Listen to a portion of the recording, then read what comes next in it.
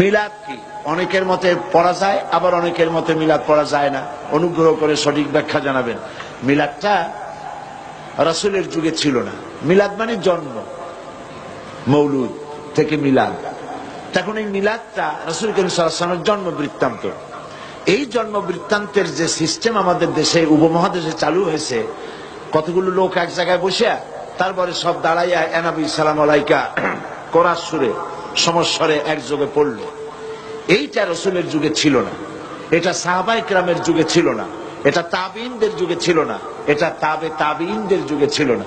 এখন আপনারা মনে করেন যে কোন জিনিসে খুব সওয়াব আছে এমন কোন জিনিসকে রাসূলুল্লাহ আমাদেরকে জানান নাই, সাহাবায়ে কেরাম আমাদের জানান নাই।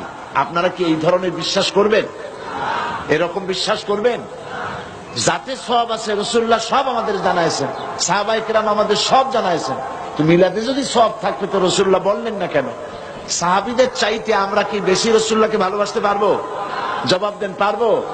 তো যদি এইটা রাসূলুল্লাহর ভালোবাসার কারণে হয়, তাহলে সাহাবীরা কেন মিলাদ পড়েন নাই? তারা কেন ইয়া নবী সালাম আলাইকা, ইয়া রাসূল সালাম আলাইকা একযোগে দাঁড়ায় পড়ে নাই? এই কথাগুলি বোঝেন আপনারা?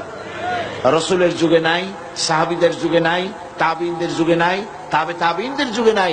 রাসূলুল্লাহর ইন্তেকালের 600 বছর পর মিলাদ আবিষ্কার হয়েছে। এইরকম একটা সুস্পষ্ট বিদআত মুসলমানদের পালন করা উচিত নয়।